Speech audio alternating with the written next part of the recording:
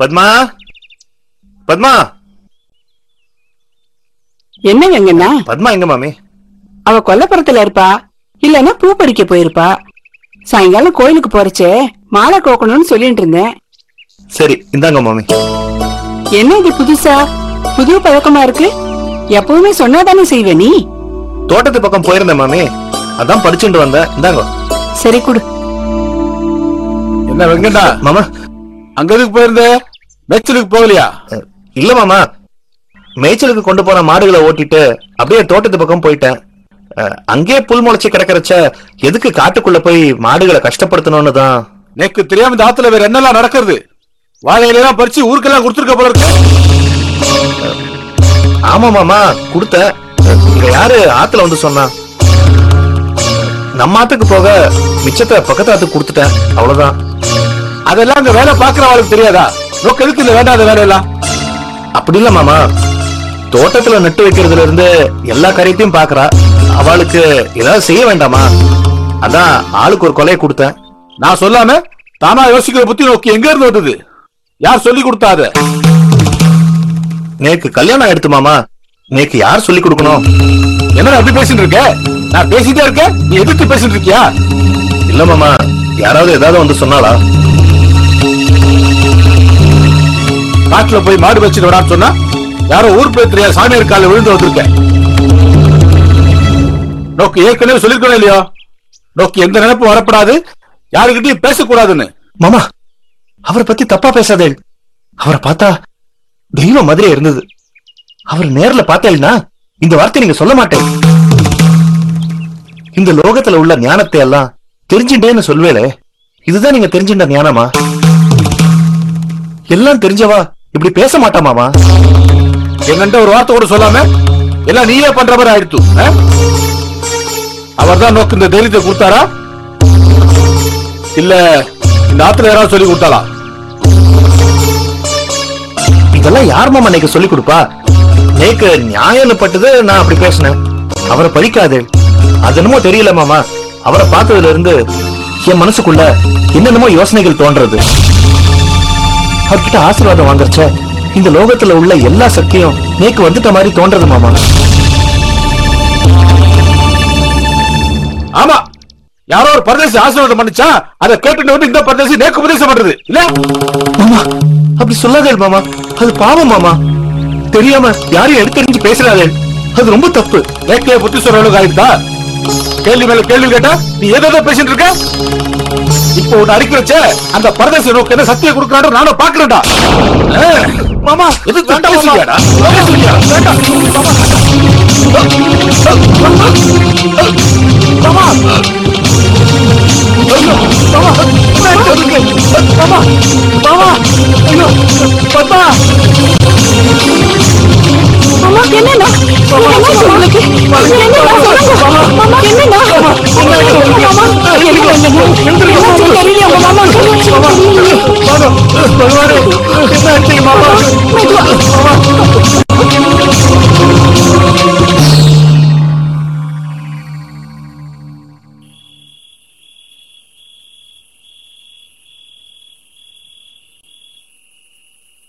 குடுங்கண்ணா.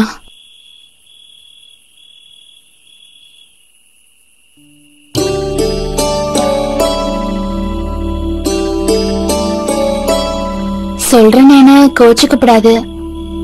முன்னெல்லாம் நீங்க கோபப்பட மாட்டேலான்னு ஏங்கிருக்கேன். மாமா பேசுறச்ச பதில் பேசாம இருக்கலேன்னு வருத்தப்பட்டிருக்கேன். ஆனா நீங்க இந்த மாதிரி பேசி நான் பார்த்ததே இல்ல. நீங்க அவரை பார்த்த பார்வை நீக்கே பயமாயிடுத்துனா.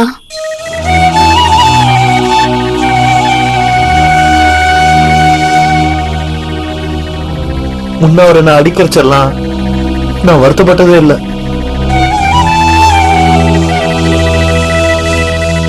அப்பா அவர் பண்றது எல்லாமே தர்மம் தான் எனக்கு தோணித்து. ஆனா இன்னைக்கு அவர் என்ன அடிக்க கை ஓங்கினப்போ அது எனக்கு தர்மமா படலடி. அது தப்புன்னு என் மனசுக்கு தோணித்து. ஆனா மாமா என்ன அடிக்கிறச்ச அது மட்டும் தான் எனக்கு தெரிஞ்சது. அதான் நானும் கேக்குறேன். இது நாள் வரைக்கும் மாமா பேச்சுக்கு எதிர் பேச்சு பேசாத நீங்க இன்னைக்கு மட்டும் எப்படி? அப்படி என்ன மாய உங்களை மாத்திடுத்து? தெரியலடி, எனக்கு தெரியல. ஆனா நடந்தது எதுவுமே என்னால நடக்கல.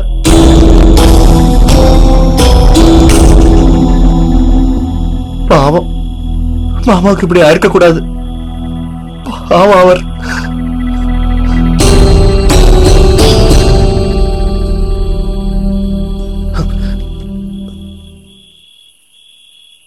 பத்மா, இன்னைக்கு வரவையில நான் ஒரு சுவாமியை சந்திச்சேன். என்ன அறியாமலே அவர் காலில் விழுந்து ஆசீர்வாதம் வாங்கினேன். அப்போ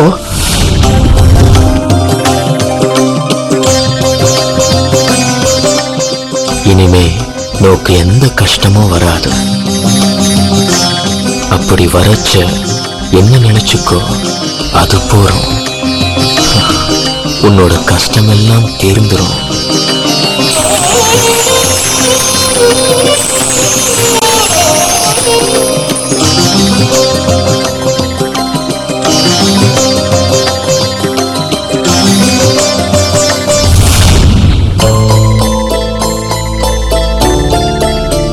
இனிமே எனக்கு நல்லது நடக்கும்னு சொல்லி நீக்கு இதை கொடுத்தாரு. இது பாரு. சுவாமிகளா? என்ன சொல்றேன்? அவர் பேர் என்ன? பேரு கூட ராகவேந்திர சுவாமின்னு சொன்னாங்க.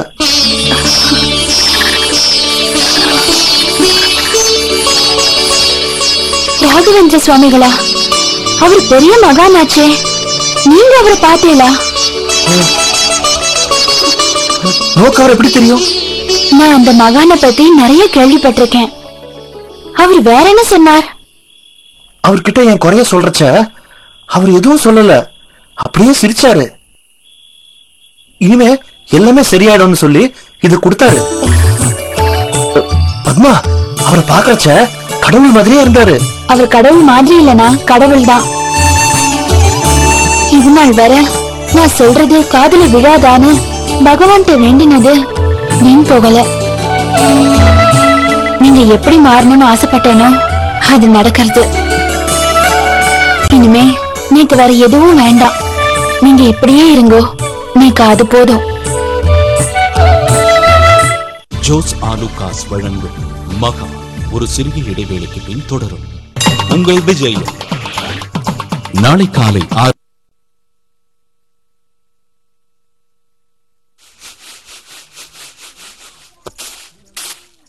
பத்மா, என்ன மாமி? சமையல் காரியம் எல்லாம் முடிஞ்சுட்டாடிமா? இல்ல மாமி, கோயிலுக்கு கிளம்பின்னு இருக்கேன். வந்த உடனே மத்த காரியம் எல்லாம் முடிச்சிடுறேனே. கோவிலுக்கு கிளம்புறியா? நீ வரத்துக்கு நாழி ஆகுமே பத்மா. அதுவும் இல்லாம இன்னைக்கு பகவானுக்கு ஒண்ணும் விசேஷம் இல்லையடிமா? இல்ல மாமி, நம்ம மனசுல இருக்கிற குறைகளை பகவான்கிட்ட சொல்றதுக்கு நல்ல நாள் பார்த்துட்டு இருக்க முடியுமா? நான் போயிட்டு உடனே வந்துடுறேன். என்ன பத்மா இப்படி சொல்ற? நேக்கே உடம்பு சரியில்லை, நீயும் கோயிலுக்கு போனேனா மாமாவுக்கு பக்குவம் பார்க்க வேற யார் இருக்கா? செத்த பொறுத்துக்கோங்க மாமி. எந்த தடங்களும் இல்லாம பிரார்த்தனைய முடிச்சுட்டு வந்தா நம்ம சங்கல்பம் உடனே பூர்த்தியாகும்னு சொல்லுவா. நீங்க செத்த நாளி பொறுங்கோ, நான் வந்துடுறேன். ஏண்டி இப்படி பேசுற? நீ எப்படியெல்லாம் பேசக்கூடாதுன்னு நான் நினைச்சேனோ அது நடந்துடும் போல இருக்கே.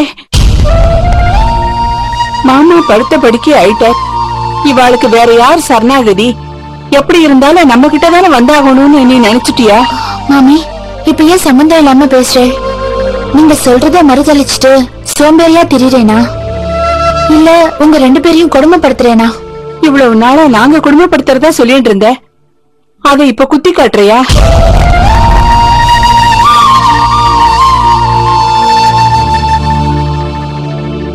சரி, நாங்க அப்ப குடும்பப்படுத்தினோம் தான், அதுக்குதான் அனுபவிக்கிறோமே. அது போதாதா நாங்க இன்னும் அனுபவிக்கணும்னு இதெல்லாம் பண்றியா? என்ன மாமி, எங்க 2 பேரையும் புரிஞ்சுண்டது இவ்வளவுதானா? நேக்கு ஒரு கண் போனா உங்களுக்கு 2 கண்ணும் போகணும்னு நினைக்கிறதுக்கு நீங்க என்ன விரோதியா? ஏன் இப்படி பேசுற? நீங்க பண்றது நன்னா இல்லைன்னுதான் அந்த பகவான்கிட்ட புலம்பி இருக்கேன். நீங்க நீங்க நன்னா இருக்கப்படாதுன்னு நான் என்னைக்குமே அழுததில்ல. இப்பவும் நான் கோயிலுக்கு போறது மாமா பழையபடி நடமாடணும்னு தான். நீங்க 2 பேரும் சந்தோஷமா இருக்கணும்னு பிரார்த்தனை பண்ணதான். அதுக்காக அடிப்பிரதர்ஷனம் பண்றேன்னு வேண்டின்னு இருக்கேன். அத சொன்னா எங்க பலிக்காம போயிடுமோங்கிறதுனால்தான் இவ்ளோ நேரம் சொல்லாம இருந்தேன். ஆனா அதையும் சொல்ல வச்சுட்டேன். நீங்க என்ன பண்ணாலும் நாங்க உங்க 2 பேரையும் எங்க பெத்தவாள தான் நினைச்சுட்டு இருக்கோம். அது என்னைக்கும் மாறாது. சரி மாமி, நான் கோயிலுக்கு போயிட்டு வந்துடுறேன்.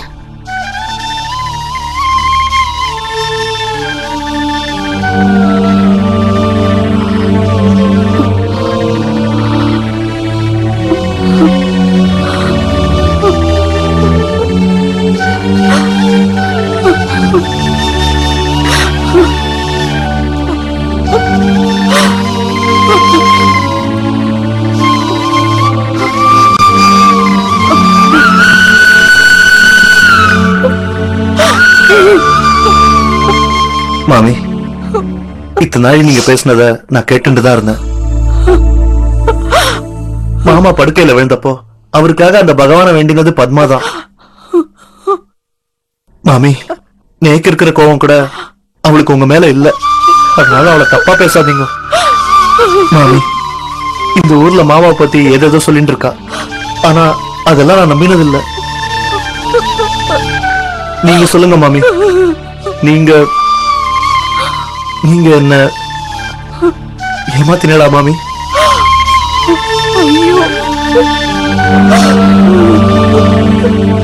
அது எப்படி சொல்றது வெங்கண்ணா? உங்க மாமாவுக்கு வசதி வாய்ப்பு கிடைச்ச உடனே இப்படி எல்லாம் பண்ணிட்டு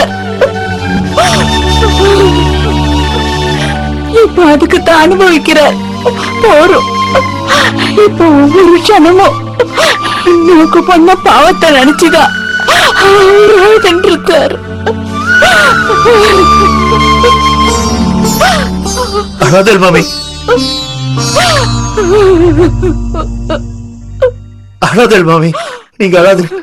இது பாருங்க, இந்த ஊரே சொன்னாலும் இல்ல நீங்களே சொன்னாலும் அத நான் நம்புறதா இல்ல. நீங்க சொன்ன எதுவுமே என் காதுல விழலன்னு நான் நினைச்சுக்கிறேன்.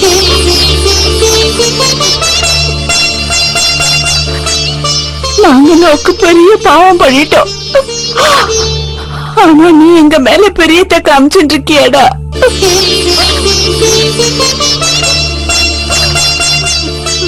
இது பாருங்க மாமி, நான் உங்ககிட்ட ஒண்ணு கேட்டுக்கிறேன். யாரும் இத பத்தி இனிமே இங்க பேச வேண்டாம். மாமா காதுல இது விழுந்துற போகுது. அவர் நல்லபடியா பழைய மாதிரி எழுந்து நடமாடினா அது போறோம்.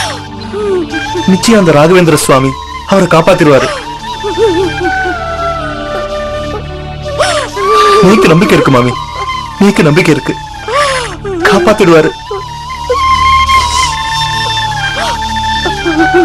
ஆலுகாஸ் வழங்கும் மகா தொடர்கிறது.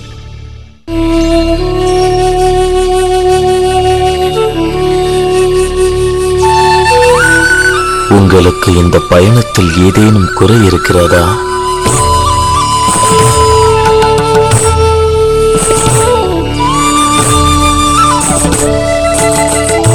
குருவே சரணம். என்ன சுவாமி இது அபச்சாரம்? தங்கள் உடனான இந்த பயணத்தில் நாங்களும் கலந்து கொண்டு பயணிப்பதையே பெரும் பாக்கியமாக கருதுகிறோம். அது மட்டும் இல்லை சுவாமி, பல தேசங்களில் மக்கள் தங்கள் கஷ்டத்தையும் துயரங்களையும் அபிலாஷைகளையும் சொல்லும் போது அதை தாங்கள் தீர்த்து வைப்பது எங்களுக்கு மனுஷ வாழ்க்கை எப்படிப்பட்டது என்பதை தெளிவாக புரிய வைக்கிறது.